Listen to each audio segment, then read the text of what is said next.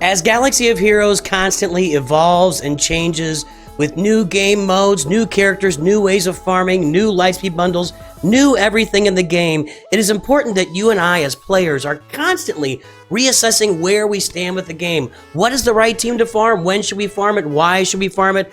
How do we do this together? And so in light of all of this, of reviewing how the game is working right now, I bring you my mid-year 2024 farming guide for Star Wars Galaxy of Heroes. Well, greetings and hello there to all of my children far and wide and near and far. I've left for the milk, I've returned with the milk is blue, and your Star Wars dad loves you. It's me, Nooch Too Good. It's been somewhere in the range of 6 months since we touched a farming guide, an overall farming guide for Star Wars Galaxy of Heroes, and I'm not here to say that we've had amazing world-shattering changes. Like last year about this time, we did a farming guide, we re-released our mid-year farming guide, and we had changes to the guild current, so you could now farm Wampa and Hermit Yoda and Rebel Officer Leia Organa and Gas and Darth Malak. You could farm those all much more easily now, which kind of led us into our new Jabba account.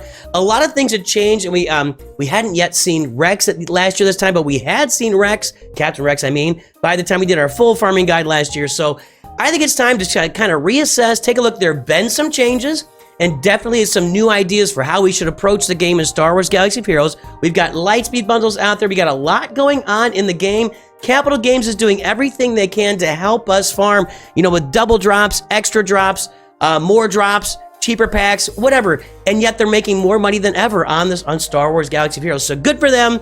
Good for us. The game is accessible. Let's talk about our mid-year 2024 farming guide for Galaxy of Heroes. We're going to take you from the starter teams through the starter fleets, or the next level fleets, basically. Then we'll look at our assault battles, and then we're going to take a look at the Galactic Legend that I think you should all be farming first. The Galactic Legend you should be targeting with your farms here, starting right now. Right now is the time of year when this is really going to be making a pivot for most of our rosters. Let's start with those first teams.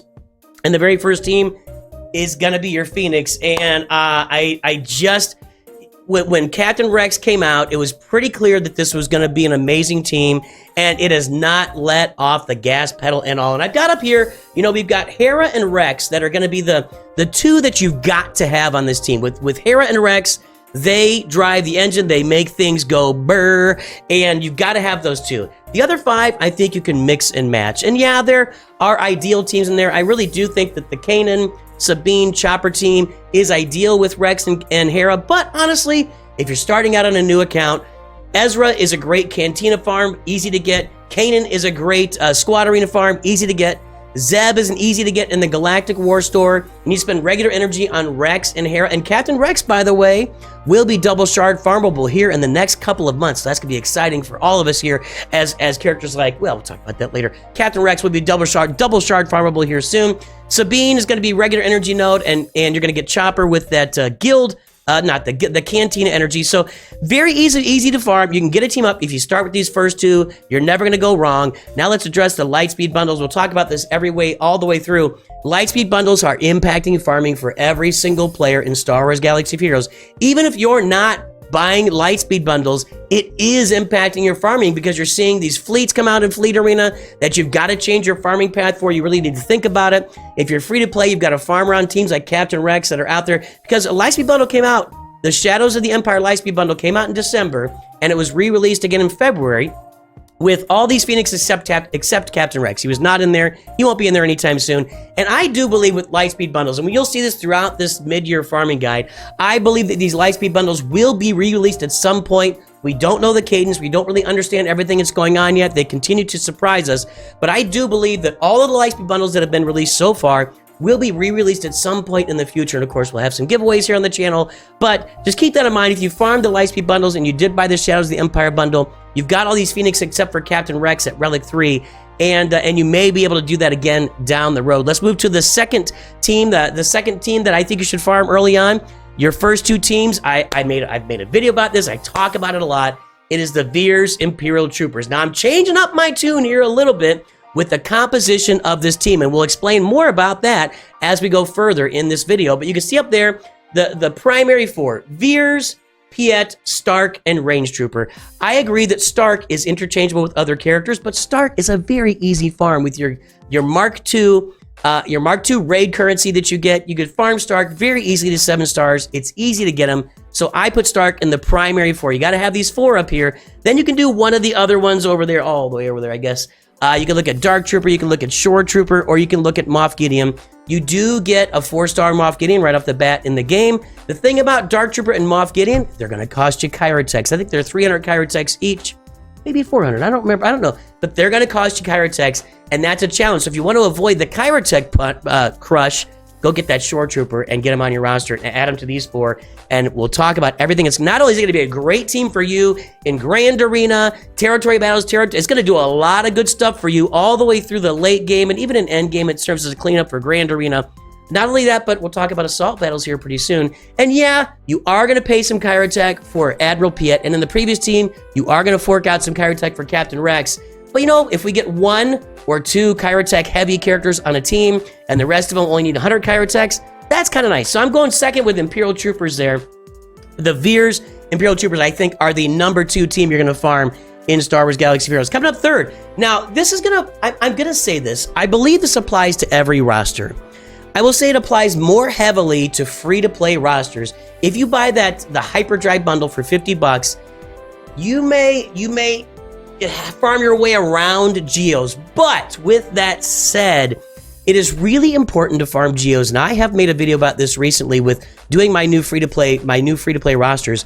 I get holes with gear 9, 10, 11 Geos in Grand Arena up in what we got Carbonite in Bronzium. I mean, it's unbelievable how these guys perform in Grand Arena. It truly, truly is. And so I still believe that all players should farm the Geos on their roster. The other thing is you need those Geos to get into a Darkside Geonosis Territory Battle Guild where you earn Wat Tambor shards. He comes in really important down the road. He's also one of the best, the absolute best plug-and-play characters in the game, Wat Tambor. Get those Geos. It's going to help you elevate your guild early on. I promise you. If you have a good Geo team on your roster and you're farming them up, there will be guilds that you can punch up to. You're at 1.5 million galactic power. They require 3 million, but they're doing Geo territory battles. They may bring you in just because you got some nice Geos there. And the Geo ships. These are definitely a free-to-play bias for me. If you buy the Hyperdrive bundle, you're going to have enough 5-star ships to do the Ability Materials Challenge at level 78. That's one of the most important things we always talk about. But if you're free to play, you're going to want to get the Geo ships. They're the most available dark side ships. And when you hit level 78, you've got to be ready with a 5-star Executrix, which you're going to earn with these Geo ships. And by the way, these come in very, very handy later with the Malevolence down the road. And let's talk about it. Lightspeed bundle. It's the low-hanging fruit. There is a Geonosis Lightspeed bundle that is likely to return at some point in the next, I don't know, 4 to 6 months. We'll probably see it again. You'll have a chance to buy it again with those Geos all at Relic 3. But the Geos coming in, that's our 3 teams. So our first 3 teams are looking at farming. Phoenix with Captain Rex, your Admiral, what is he? Captain Veers? Admiral Veers? Captain Veers? Commander Veers? Why is my brain not? I'm gonna look it up right now. Little brain cramp here. It's really not that important. General Veers.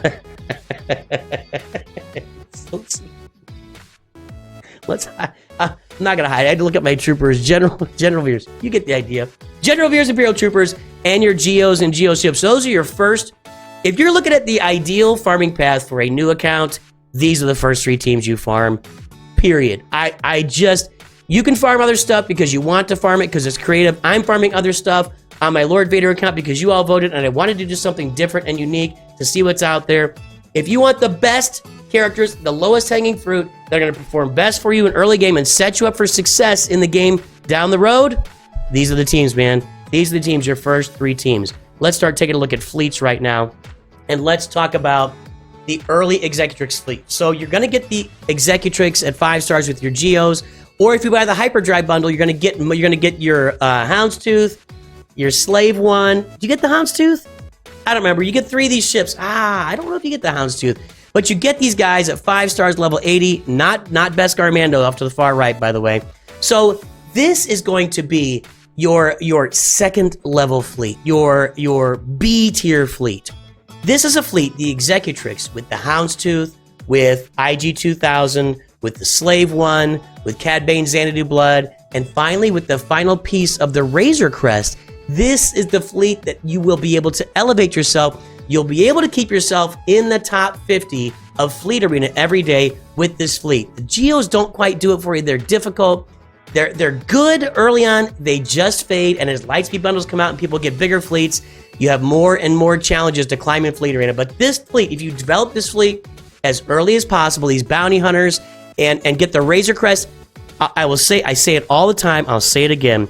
In the Fleet Arena store, as soon as you open it at level 60, every time the Razor Crest pops up and every time General Grievous pops up, you buy that ship and that character. You need to always have like 1,500, 1,600 Fleet Arena currency on hand so you can buy those. And Zetas are the second most important thing in there. Once you finish the Razor Crest and General Grievous is 7 stars, Zetas are the priority. You can also farm Sunfac in there for your Geo ships as well. But this Executrix fleet in here, trust me, this fleet can keep you in the top 50, so you're getting at least 50 crystals a day. Maybe you can push into the top 10. I just don't, with the pace that they're releasing these fleets out there in Lightspeed bundles, it's going to be really difficult to do that. And if we take a look at Lightspeed bundle on this one, the 4 ships you see there, there's the Houndstooth, where are we here? 3 ships, sorry. Houndstooth, Slave One, and Xanadu Blood with Bosk and Boba Fett and Cad Bane. They were released, Relic 5 and the 7-star ships in the Finalizer Lightspeed bundle. And again, that was last December, re-released in February. I believe at some point this year we will get that bundle back again to purchase. But you can get those ships just done. You can complete them with that bundle. And not the ship. Razor Crest was not in there. But Beskar Mando, who pilots the Razor Crest, there was a bundle for him back in December and February as well. So I believe that'll come back around again to give you a leg up to be able to get ahead on this fleet. And of course, where does this fleet lead you? Well, before I show you where this fleet leads you, I think you know where this fleet leads you. I'm going to give you 2 options on fleets, and I should have said this at the beginning. There are going to be 2 options for you on fleets, and that is the biggest change from December to May in Star Wars Galaxy of Heroes. But let's go ahead and pull up it leads you to the Executor, right? Those ships I just showed you, we can go back there. The ships I just showed you, the Bounty Hunter ships, are required for the Executor. Those 5 ships, you have to have them, and you also have to have TIE Bomber. Make sure you're farming TIE Bomber. One of the first 2 options is Executor. I think it's probably still the best option if you're free to play. It's going to get you that you're going to farm your Imperial Troopers, you'll farm your Bounty Hunters, and it'll just be a great experience and good for you all around. Well, what's our second option? I'm going to thank my pal Sanjita here. So Sanjita's doing a new free-to-play account, and he started it in January. I'm now doing my Lord Vader account, which is not a mirror of Sanjita's account. You guys all voted for my Lord Vader free-to-play account, and you voted for me going after Lord Vader, going after the Negotiator, getting the Marauder, doing that farming path as my first fleet on the account. So I'm going to give Sanjita a big piece of credit here. He has shown that with Mace Windu in charge of this fleet, and I'm missing Plo Koon on this fleet as well. So you put Plo Koon as a reinforcement, probably still today the best reinforcement ability on any ship in the game. Recover 40% health and protection, dispel all debuffs on the entire team. You bring Plo Koon as a reinforcement. You probably bring Marauder as a reinforcement to get those Bad Batch geared up. This team is carrying him to top 20, top 10 finishes in Fleet Arena, even with the recent Negotiator Lightspeed bundles. So this is a great team, a great fleet to farm out there early. The Mace Windu fleet, and yeah, I know. Go ahead, tell me I'm a Mace hater. That's fine. You're a Mace hater? Emaciator? Emaciator. Let's type, if you made this point of video, give me an Emaciator. That should be his ship's name, the Emaciator. It sucks all the calories out of your body. Okay, type Emaciator in the comments, please. Let me know that you made it this far. That's Emaciator, Emaciator. This fleet with the Marauder in there is going to be a super duper awesome fleet for you to keep you in line until you have got the Negotiator farmed. And Negotiator is General Kenobi, and the Lightspeed bundle came out with General Kenobi and the Negotiator here, like almost maxed. I think it was all the abilities level 7, but not maxed out. You combine that early Mace Windu farm and make sure you farm the Marauder, boys and girls. The Marauder is the thing that makes that fleet go brrr. It makes it work. You've got to have the Marauder in that fleet. It's going to cost you, again, Kyrotex for the Bad Batch, but it makes the Negotiator fleet a top tier end game.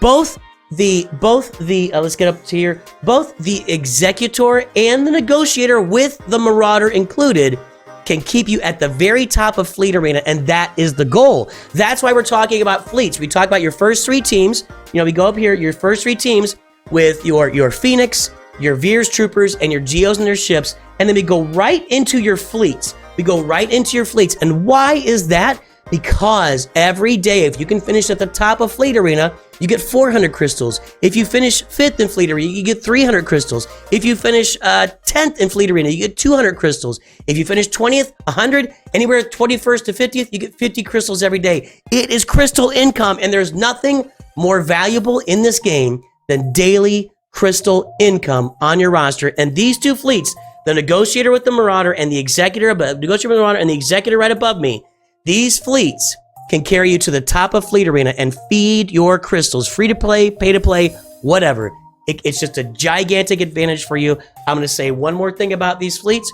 I emphasize it all the time. Once you unlock Executor, if you just do it once every month, it's going to take you like a year and a half or more. Actually, 185. I think it's going to take you, if you do it once a month, it's going to take you like almost 2 years to get a 7-star Executor. Don't do that. Save up crystals. I have proven it. I have proved it. I may have also proven it. I don't know. I have proven it.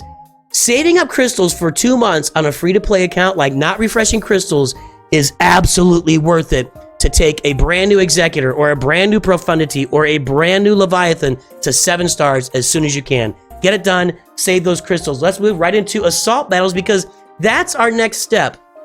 We're working on our first 3 teams. And by the way, everybody, finishing a team means taking them to relic levels, relic 3 minimum for your teams. That's just where you got to get them. There are some variances in there, some places you can let off the gas a little bit, look up some videos, see where you might be able to conserve a little bit of energy or a little bit of resources. Relic 3 is a finished team. That's really what we're talking about, generally speaking.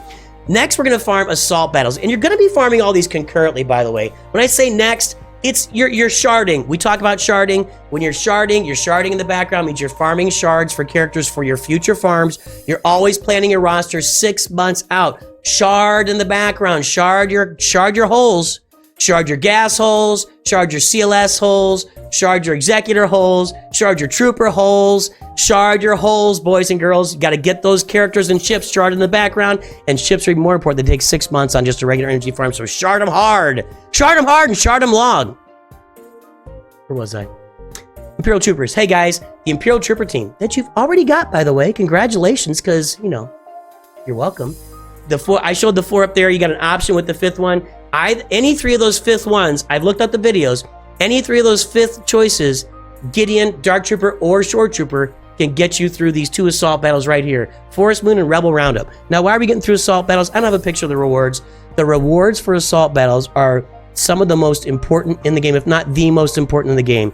You're getting, for the Tier 2 and Tier 3, you're getting, and Tier 1, Tier 2, Tier 3, you're getting all sorts of Gear 12 finishers, Chirotechs, relic materials. You need to get the assault battles farmed, and I believe, and I said this earlier this year, assault battle farming is the most important thing to do, and it is the new version of core team farming in Star Wars Galaxy of Heroes. Get your assault battle teams up. We're starting with the troopers. They're going to help you get 2 of these done, and you've already farmed them, so congratulations to you. Then we're going to look at military might assault battles, and I bring this one up because you can use your Phoenix here. They will not be able, as far as I know, I have heard with Zeb on the team that and I just put my classic Phoenix, but I have heard with Zeb on the team they can do some interesting things in this military might assault battle. I haven't tested it myself. I probably should, but Zeb putting his daces out there and then stunning people with counterattacks, I have heard that works quite well. But generally speaking, you want to farm up a Commander Luke Skywalker team, the one exactly as pictured in front of you, and that's going to take some journeys. It's going to take a Rebel journey for CLS. It's going to take Bounty Hunter journey for Chewbacca. It's going to take an Ewok journey for 3PO. You're just going to farm Han Solo and Chewie on the side. It is an end game team. It's still to this day end game. And this team will get you to the end of military might. You can even do it with some undergear characters. I did undergear myself. Go take a look at it. But until you get that CLS team up and running, you can do the assault battle with Phoenix, okay? You can do the assault battle with Phoenix. So keep that in mind. You can get to Tier 2 with Phoenix, I believe. I just don't believe Tier 3 is going to be. If you get it done, congratulations. Let me know. I'd love to hear about it. Our next one, Secrets and Shadows. A similar situation here. Night Sisters are the ideal team with Marin in there. If you have Night Sisters with Marin, you can get to tier 3 of this assault battle. I'll be testing that out for minimum Zetas next time around. I'll be here on the channel testing it out. Now, the Phoenix can get you through challenge tier 2 of this battle, but it's really difficult and you don't 3-star it. Challenge tier 1 is automatic. You can get that done with a Relic 3 Phoenix team. You'll get it in good mods, decent mods, and the right Zetas. Zeta on Rex, probably a Zeta on Kanan is the other most important one. I like the Zeta on Sabine myself also. You can get challenge tier 1 done, no problem, but it's still not going to be 3 stars.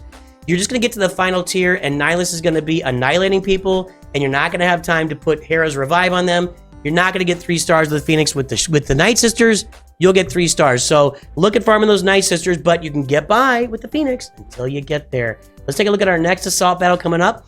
We're going to talk about places of power that requires Sith or First Order. Sith or First Order. Now, when we look at the Sith here, Palpatine, Bastila Shan, and Darth Malak are the 3 that I've seen in almost every 3-star run for places of power. And if you get these 3 up and you get them to relic levels, Relic 3, Relic 5, you should be able to push your way through places of power with any of the other 2 Sith that are over there in the corner. You got Darth Nihilus, Traya, Sion, the Sith Triumvirate, some might say, Darth Vader, Darth Revan. You can plug and play any 2 of those other ones, but if you start off with Palpatine, Palpatine gets the turn meter train going. You know, what he is doing is every time somebody lands a debuff, turn meter, turn meter, turn meter, turn meter, turn meter, turn meter, turn meter, turn meter. And then every time a debuff disappears, turn meter, turn meter, turn meter, turn meter, turn meter. He gets that turn meter train rolling. Basila's feeding it. Darth Malak is there to tank for everybody, and the other one's just there to do damage and hang on, get you that 3-star to the end. You can even somewhat auto it. If you look up Bit Dynasty's video, he's got a great guide on that as well. Next, we're looking at the Ground War assault battles, and why is Jedi Knight Luke gigantic here? Because he is the man in this assault battle. You can get up to challenge tier 2 with the other Jedi, and you could go with Jedi Knight Revan Lead, Grandmaster Yoda, Hermit Yoda, Jolie Bendo, General Kenobi. You can put gas in there, whatever. You can get through challenge tier 2 with that. It's challenging, but you can do it. Yoda is a really, really important character in this assault battle.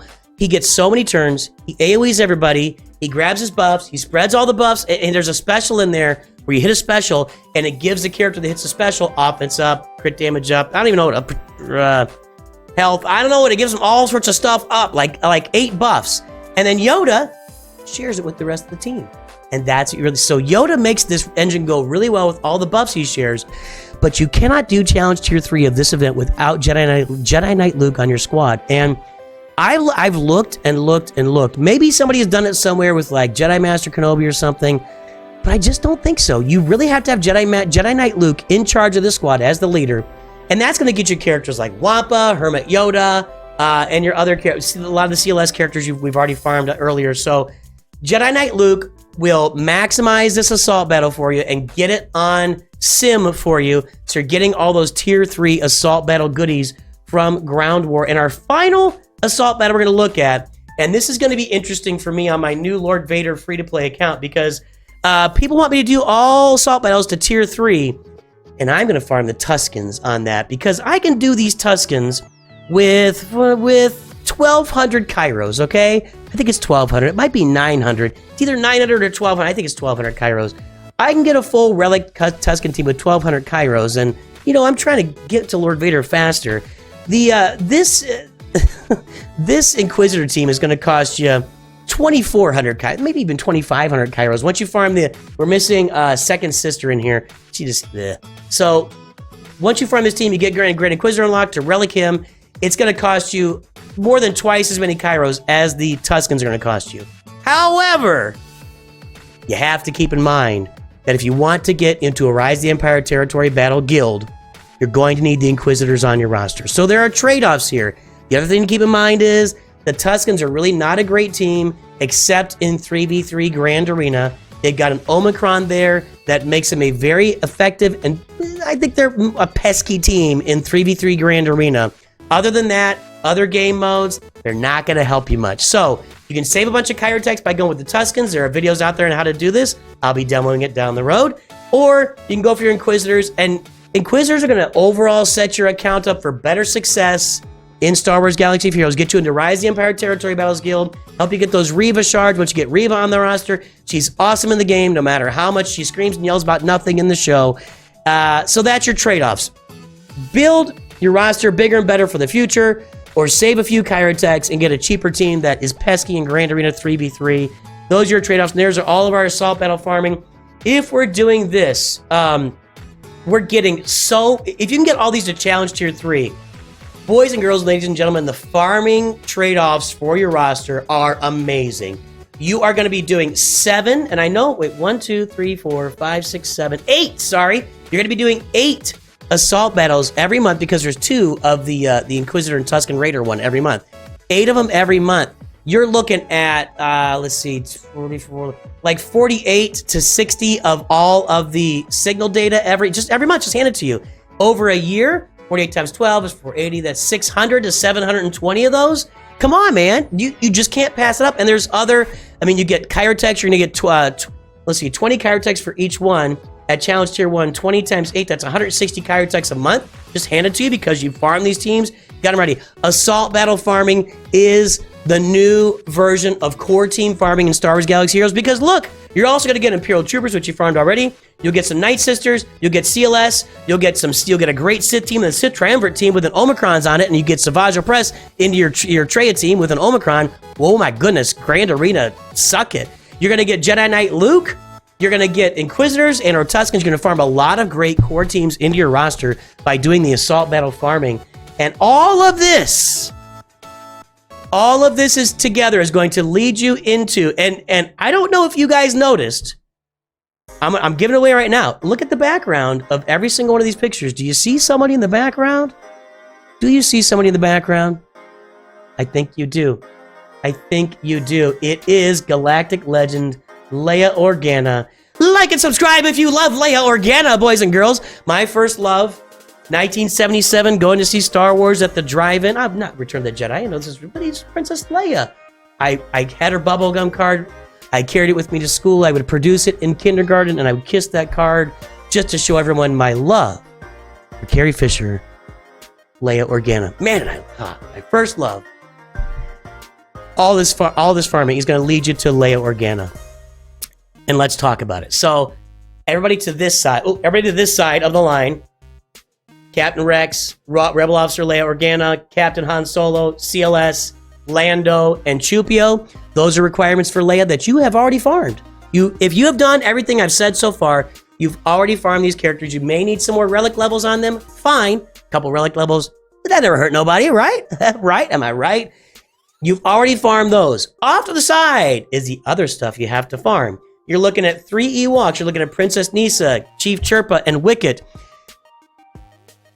You've already farmed the characters. Sorry, you've already farmed these characters 7 stars for the 3PO event. Maybe not Nisa, but let's look a little broad at this. Characters like Nisa and Drogon down at the bottom, and the Scout Trooper and Captain Rex. Right now, they're single shard farms, but over the next 4 to 5 months, they're going to becoming. They will become.